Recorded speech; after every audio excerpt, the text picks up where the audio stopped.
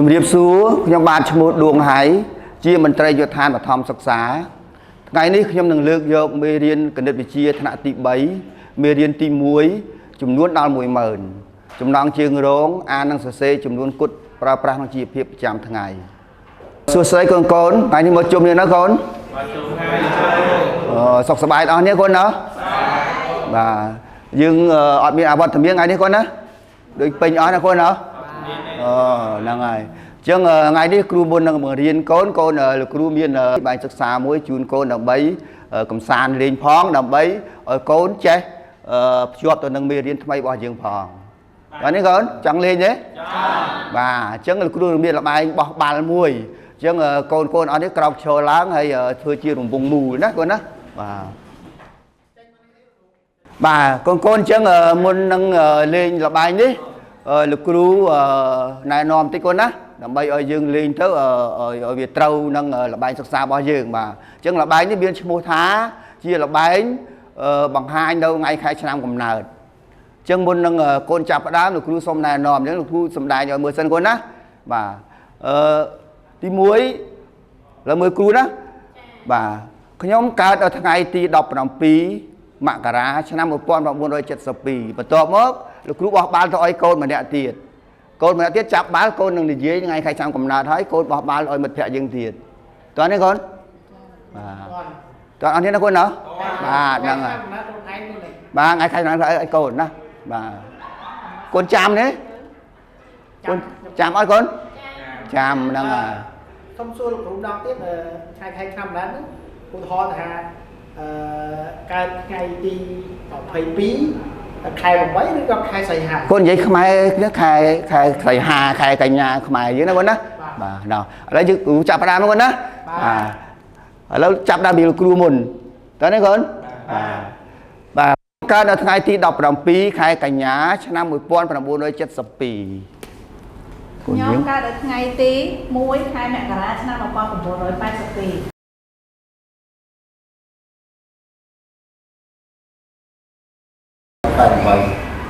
គ្រប់គ្នាកូនណាកូនបុត្របាទតាកូនបុត្រមួយទៀតតាកូនណាខ្ញុំកើតថ្ងៃទី20ខែឧសភាឆ្នាំ1985បាទអរសាទរមិត្តភក្តិយើងអស់គ្នាកូនណាបាទអរគុណច្រើនកូនអញ្ចឹងកូនអង្គុយតាមកន្លែងរៀងខ្លួនវិញកូនណាហើយល្បែងនេះចាំកូនអាចយកទៅលេងជាមួយមិត្តភក្តិយើងបានទៀតនៅតាមផ្ទះឬក៏នៅតាមសាលារៀនរបស់យើងចាំទេកូនបាទបើអត់ចាំកូនអាចសរសេរសកម្មភាពយើងតិចទៅទុកណាកូនណាបាទឥឡូវនេះលោកគ្រូថ្ងៃនេះលោកគ្រូនឹងបង្រៀនមេរៀនមួយដែលមានចំណងជើងថាបាទអញ្ចឹងគ្រូនឹងបង្រៀនមេរៀនកូនមួយដែលមាន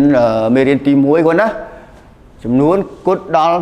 10000បាទអាននិងសរសេរចំនួនគត់ក្នុងជីវភាពថ្ងៃមើលកូនឆ្លាតអានមើលកូនអានមើលកូនមេរៀនទី1ចំនួនគត់ដល់10000អាននិងសរសេរចំនួនគត់ក្នុងជីវភាពរស់នៅប្រចាំថ្ងៃបាទអរគុណកូនអានអស់គ្នាកូនណាបាទកូនអានឲ្យកូនមេរៀនទី1ចំនួនអាននិងសរសេរចំនួនគត់ក្នុងជីវភាពប្រចាំថ្ងៃបាទអញ្ចឹងកូនមើលចំណងជើងមេរៀនយើងគឺអាននិងសរសេរចំនួនកូនណាហើយដែលតាក់ទងនៅក្នុងជីវភាពប្រចាំថ្ងៃរបស់យើងបាទអញ្ចឹងមុននឹងលោកគ្រូអានចំនួននិងសរសេរចំនួនជូនកូនលោកគ្រូមានចែកកូនជាក្រុមពិភាក្សាកូនណាអញ្ចឹងកូនអង្គុយមកក្រុម4នាក់បាទបែរមុខដាក់គ្នាមកណាបាទ4ដាក់ណាបាទកូនមានកដាស់គ្រូចែកកដាស់មួយសន្លឹកមួយក្រុមបាទកូនស្ដាប់លោកគ្រូសិនណាកូនណាអញ្ចឹងលោកគ្រូចែកកូនជា4ក្រុមនិងជូនកដាស់មួយសន្លឹកកូនមានហ្វឺតហើយអញ្ចឹងកូនចាប់ផ្ដើមពិភាក្សាក្នុងក្រុម4របស់កូនហើយកូនរើសតំណាងក្រុមមួយដែលជាអ្នកកត់ត្រាតើនេះកូនបាទអ្នកកត់ត្រាបាទហ្នឹងហើយកូនអ្នកកត់ត្រាហើយកូនពិភាក្សាសរសេរចំនួនចាប់ពី1ឡើងទៅបាទចំនួននោះតើកូនឃើញនៅទីណាបាទកូនអាចឃើញនៅក្នុងថ្នាក់ឃើញនៅណាកូនចាំកូនដល់ឡើងបង្ហាញណាបាទកូនឃើញនៅទីណាហើយគេប្រើនៅពេលណាដែរតើនេះកូន ប បាទអញ្ចឹងក៏ពេល5នាទីកូនវិភាសាទៀតសេចំនួនចាប់ពី10000ឡើងទៅបាទចាប់ពី1ឡើងទៅបាទហើយបញ្ជាក់មូលហេតុផងថាឃើញនៅកន្លែងណា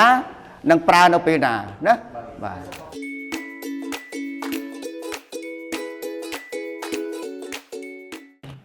ហើយគ្រប់គ្នាបាទហើយគ្រប់គ្នាបាទឥឡូវនេះ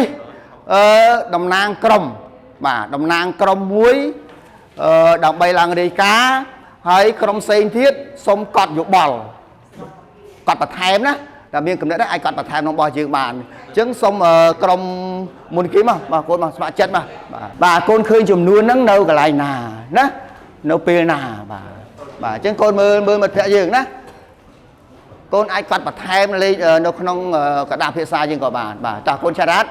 បានតាមក្រុមទី1សូមរាយការណ៍ពីលទ្ធផលធ្វើការងារក្រុមបាទចំនួនដែលខ្ញុំរកឃើញ1និង3នេះខ្ញុំនៅសភៅកូនស្វាឆ្លាតអូកូនឆ្លាតមែនណាចំនួន13 22 16 13ខ្ញុំឃើញនៅថ្ងៃខែឆ្នាំខាងលើអូកូនឆ្លាតដល់បកែក្រុមណា22ថ្ងៃទី22សីហា16សិស្សសរុបក្នុងថ្នាក់ពី11លេខបន្ទប់ទុំណាកូនទុំណាទុំរៀននៅខាងមុខអូកូនចាំល្អណាស់បាទទៀតបាទ2025មួយឆ្នាំរបស់យើងហើយលេខ7នេះចំនួន10000មេរៀនបលគ្រូអូមេរៀនបលគ្រូហ្នឹងហើយអរគុណច្រើនមិត្តភក្តិយើងបានប្រាប់ពីចំនួននិងឃើញនៅទីណាហើយអញ្ចឹងគាត់ណាបាទអញ្ចឹងអបអរសាទរមិត្តភក្តិយើងមួយគាត់ណាបាទអញ្ចឹងជើញទៅកន្លែងបាទសូមតំណាងក្រុមមួយទៀតគាត់ណាបាទតំណាងក្រុមបន្ទាប់បាទកូនចម្រើនណាបាទគ្រូក្រុមខ្ញុំបានច្រើនដែរអូកូនចម្រើនបានច្រើនណាក្រុមហ្នឹងខ្ញុំឃើញមិត្តភក្តិខ្ញុំឆ្លើយ2025ឲ្យដូចគ្នាហើយក៏ប៉ុន្តែក្រុមខ្ញុំរកឃើញលេខតែ10លេខ60នេះឃើញលេខគីឡូផ្លូវបាទហើយមួយទៀត16នេះទីដូចគ្នា22 25 2019នេះដូចគ្នាលោកគ្រូបាទមិត្តភក្តិមិត្តភក្តិខ្ញុំចេះលេខ84អូតលេខទាំងមិត្តភក្តិហើយមួយទៀតលេខទូរស័ព្ទហើយមួយទៀតលោកគ្រូខ្ញុំលុយ500 1000 50000 1000 100 5000 2000 20000$10 $10អូអត់ទៅមិនភ័យយើងលុយបាទដាក់សិតតែ$1 $10ណាទៀតគាត់ណានេះលុយខ្មែរយើងហីនេះគាត់ហីបាទលុយខ្មែរនេះលុយដុល្លារអូលុយដុល្លារអូហ្នឹងហើយអរសាទរមិត្តភក្តិយើងមួយបាទបោះក្បាយមែនទេណាភក្តិយើងអាចកត់ត្រាបន្ថែមរបស់យើងបានណាគាត់ណាបាទខ្ញុំលេខ1នេះខ្ញុំឃើញនៅសភៅយើងសភៅលំហាត់យើងវាប1បាទចាអញ្ចឹងខ្ញុំយកលេខ1ហើយ3នេះគឺថ្នាក់ទី3ចាហើយនេះគឺជាលេខទូរស័ព្ទម៉ាក់អូលេខទូរស័ព្ទម៉ាក់គាត់ណាបាទហើយនេះលេខម៉ូតូទៅកូនណាអត់ទេកូនអត់ជិះម៉ូតូគាត់ជិះម៉ូតូហ៎អូហ្នឹងហើយលេខម៉ូតូប៉ាបាទអរគុណច្រើនគុណចិនាណាតែរបស់ទៅខែយើងមួយបាទអរគុណទាំង4ក្រុមបានសរសេរចំនួនពី1ឡើងទៅលោកគ្រូប្រាប់មិញណាហើយឃើញក្រុមខ្លះសរសេរបានច្រើនហើយចំនួននេះសុទ្ធតែវាស្ថិតនៅក្នុងជីវភាពរស់នៅប្រចាំថ្ងៃរបស់យើងបាទប៉ុន្តែលោកគ្រូសង្កេតឃើញមួយការអានចំនួនអញ្ចឹងណាគាត់ណាការអានចំនួនយើងអត់ទាន់បានអានឯកភាពគ្នាទេគាត់ណាអញ្ចឹងលោកគ្រូមានចំនួន1បាទហើយចាំមើលកូនធ្វើដូចកូនអញ្ចឹងណាបាទគ្រូសេនេះកូនម៉ាននេះលេខអី54បាទមានលេខប្រហែលខ្ទង់កូន2ខ្ទង់បាទ2ខ្ទង់យើងឃើញចំនួនហ្នឹងនៅពេលណានៅទីណាដូចអ្វីដែលកូនបានបង្ហាញមិញដែរអញ្ចឹងគាត់ណាបាទកូនមិញថាម៉េចដាក់មាន2ខ្ទង់មិញនេះកូននេះបាទនេះ2ខ្ទង់ដែរកូនឆារ៉ាត់អញ្ចឹងណាលេខអីកូនលេខ300បាទអញ្ចឹងនេះជាចំនួនមួយលោកគ្រូសេ2ខ្ទង់ចុះបើលោកគ្រូមានលេខមានចំនួនមួយ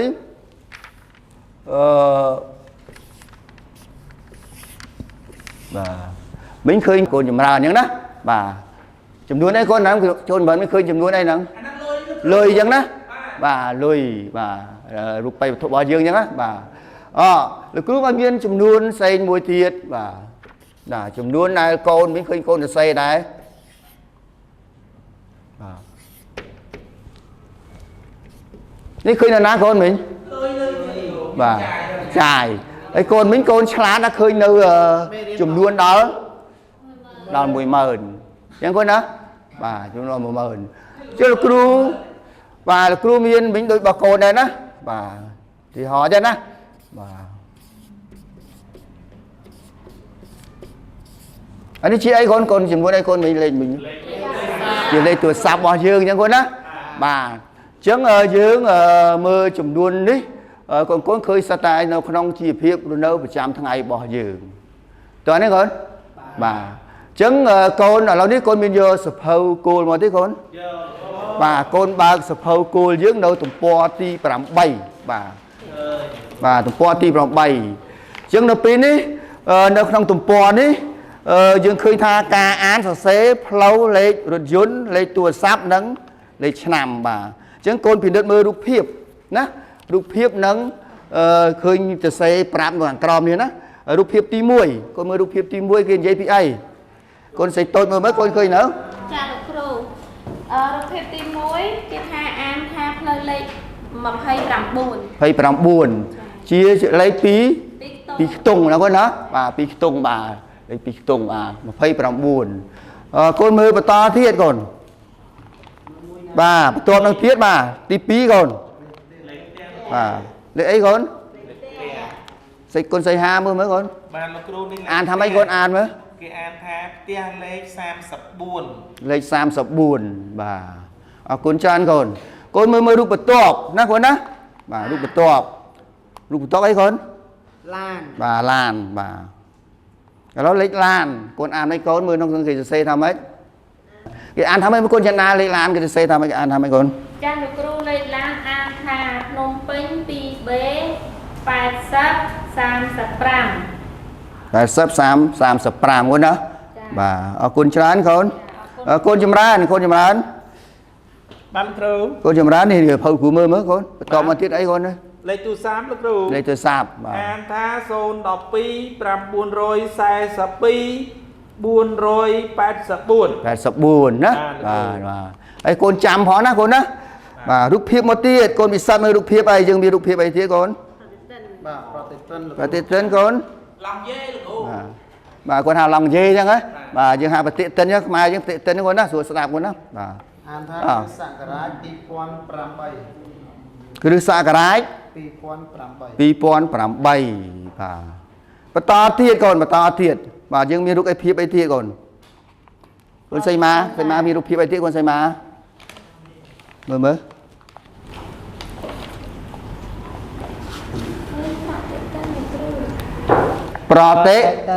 ប្រតិទិនកូនអានថាម៉េចកូន2552បាទអញ្ចឹងកូនបានឃើញហើយណារូបភាពនៅក្នុងសៀវភៅសិក្សាគោលរបស់យើងហើយពីវិធីអានរបៀបនៃការអានតើនេះកូន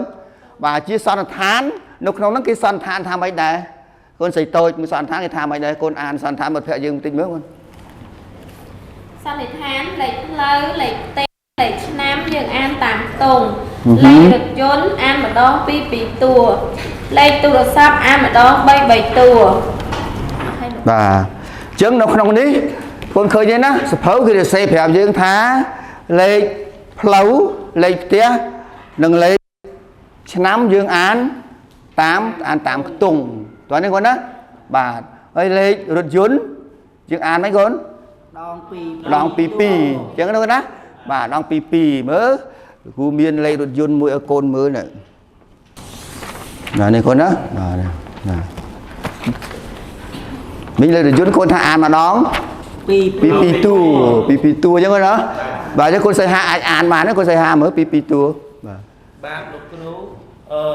លេខរថយន្តនេះថាភ្នំពេញ5321មិត្តភក្តិយើងអានត្រូវទេកូនបាទអរសាទរមិត្តភក្តិយើងមួយកូនណាបាទលេខរថយន្តបាទហើយមិញលេខទូរស័ព្ទកូនលេខទូរស័ព្ទណាលេខទូរស័ព្ទកូនមានលេខទូរស័ព្ទគេថាអានដងប៉ុន្មានកូន3តួ chạm con đó bà lớn của mình lấy tôi sập mùi bà quay này lấy tôi sập tôi sắm đó con một đấu án con một đấu sâu bọc phí 547 nào bằng pì bà trâu ấy con bà ở con trai mà dương khơi tha một phe dương an mà đón bay tung đôi tại vậy đại dương mà ăn khơi nó sụp mình con á bà chắc bây là cú an tha đọc pi liền pram rồi sai sập bay pòn bà pram mui rồi pram pi mày đây con nè ở đây lưới con đó hạt đấy man cho ăn chẳng con đăng ấy về nha con đó về nha bà chứng bà lấy sâu đấy đó bà lấy sâu nè bà chứng dương mình ăn tám ở đây là cú ăn nó sập mình đây con á rồi xa dương bị bà nó bị bà chầm toán đấy con đó bà chứng dương án bảy túng ở đây để nó sập phơi dương tái nó chi phiệp sọp ngày con ăn nó tia con ăn miền ăn chẳng khao đấy được con ăn lấy đôi đủ ăn mấy mới là tộc của ta như đó ăn như đó con đó bà ấy thế là sai ta ở dương ở ăn ở nước tam ca này non sập phơi bao dương chừng đó vì là con tộc tia vĩnh con sủng khán cứ con ai ăn nó ai đọc địa bàn toán đấy con đó và địa bàn và nó chỉ lục hiệp con sinh viên an tham mấy nữa cha lục rú son học sập rạng bấy rạng bốn rồi cài sập rạng bốn son bẹt sập rạng bấy con chờ nó bà chứng con trâu an on viên khó đó bà an trâu viên phím chè phím con giờ bà con chờ con chứng mới nhờ dương bàn an nâng xe lịch nó không chỉ phiệp chẳng hay bao dương hỏi hay con có bàn squall đầu lịch lâu lịch té lịch ấy tiếng con lịch rồi dồn chẳng con á và lịch tuổi sạp này bà ở đâu ní đồng bay ở chỗ ba tiết hà ta con đâu chạm này thì tế ở đây là dương bàn liền một ní là cứu nông miến lịch tuổi sạp lịch lâu lịch rồi dồn chun con thấy dương nông miến là bài sắc xa muối nó pe đây là cứu án con thưa cài bị cà con á bà sân chia cứu án trâu con thưa mấy con cài cà bà con bà anh nâng có bán nó phải nói dương thưa cài bị cà nó nhớ con đó bà thưa cài bị cá đó nào thưa cài bị cà chứ thế con thưa đôi dương thưa họ đang con đó bà năng ấy bà sân chia là cứu án khó con thưa mạch này con bà con tràn con đó bà lấy cú chập phát đài đó cú chập phát đài bà sân chia con mưa sẽ má chấm theo cú đó bà nếu chia rục ấy con tôi sẽ bán con rục lâu bà lâu cú an lâu lây bấy bà muối sầu bà anh đây con bà con tràn bà con sẽ bán nó con đó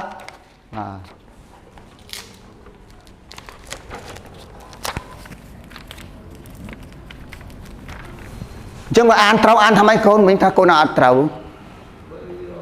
mấy con sắt mới ăn mà mình con mưa khơi con này mình là khu ăn tha bấy và muối sồn trâu con thưa ăn trâu như thế là con ăn trâu ăn mấy con bày rồi học sập mình phải nói thế mấy này con sật và sao tao mình phải dương mùi bà con trai con sật đó bà lâu ní như lúc ấy con tia bà lâu cụ ăn tia nó thá tia lấy 167 mấy đây con bà trầm trầu chăm con đó bà đang chừng ăn 8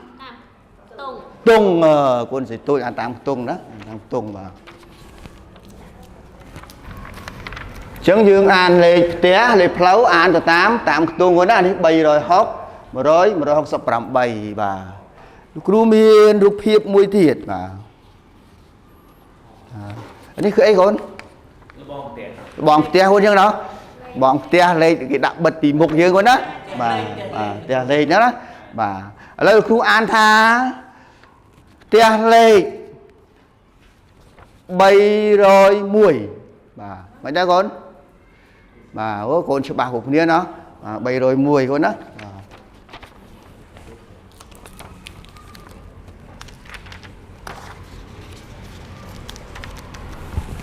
ច្បាស់គ្រប់គ្នាហើយចេញមួយទៀតកូននេះអីគេកូនប្រតិទិនកូនណាកូនមើលឃើញលេខហ្នឹងកូនណាលោកគ្រូអានថាគ្រិស្តសករាជ2024មិនដែរកូនគ្រិស្តសករាជ2024តាមត្រូវកូនចឹងហ៎បាទអរគុណច្រើនកូនបាទអីកូនអីហ៎រថយន្តបាទរថយន្តបាទអូរថយន្តលោកគ្រូជិះតែ5នាក់ណា5នាក់ទាំងកង់ឡានហ្នឹងបាទបាទអញ្ចឹងលោកគ្រូអានលេខរថយន្តណាកូនណាមើលគ្រប់គ្នាណាបាទភ្នំពេញ 2A 53 21ភ្នំពេញ 2A 53 21កូនឆ្លាតមិនដែរបាទបើកូនលើកឲ្យបានពុះកូនណាអូអរគុណច្រើនកូនដាក់ចុះកូនបាទហ្នឹងបាទកូនមើលយើងបានរូបផ្លាកលេខផ្លូវលេខផ្ទះអញ្ចឹងកូនណារបងផ្ទះនេះផ្ទះដែរកូនណាហើយឆ្នាំបាទប្រតិទិនបាទហើយនេះលេខរថយន្តកូនណាអញ្ចឹងយើងនៅខ្វះមួយទៀតកូននេះទូរស័ព្ទកូនណាបាទលេខទូរស័ព្ទបាទអញ្ចឹងលោកគ្រូអានលេខទូរស័ព្ទនេះកូនស្ដាប់ណា12លាន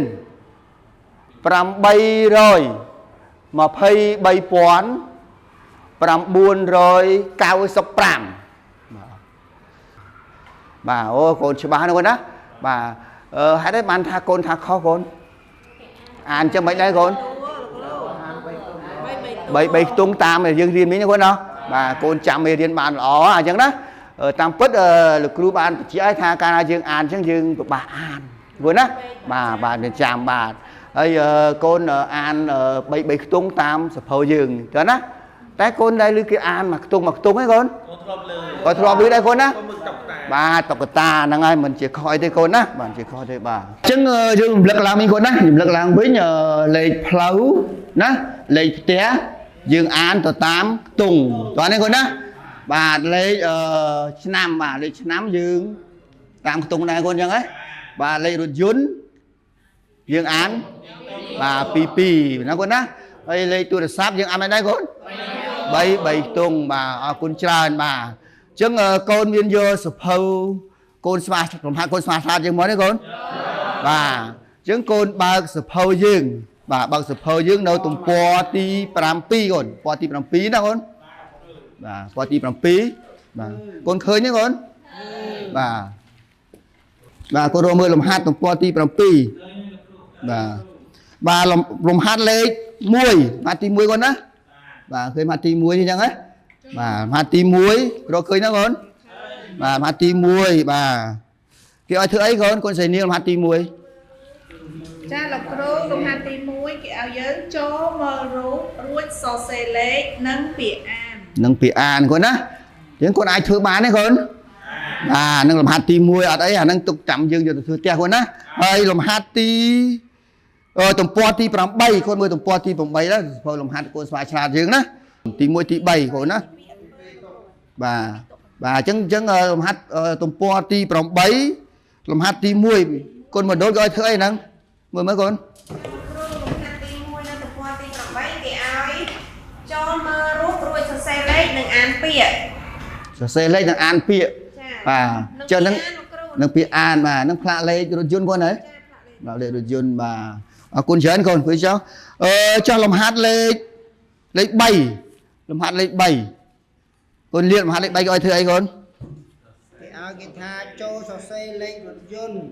និងលេខទូរស័ព្ទដោយខ្លួនឯងមកសរសេរជាលេខនិងពាក្យអានអញ្ចឹងកូនឃើញលំហាត់គ្រប់គ្នាកូនណាអ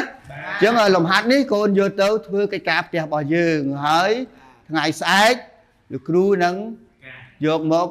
កែជូនកូនណាបាទអញ្ចឹងនៅពេលទំនេរកូនឆ្លៀតមើលលំហាត់របស់យើងដើម្បីពង្រឹងការសិក្សារបស់យើងនៅថ្ងៃនេះបាទហើយនឹងកូនមើលមេរៀនបន្តទៀតអញ្ចឹងណាកូនណាការបង្រៀនរបស់ខ្ញុំនៅពេលនេះត្រូវបានបញ្ចប់ សូមអរគុណ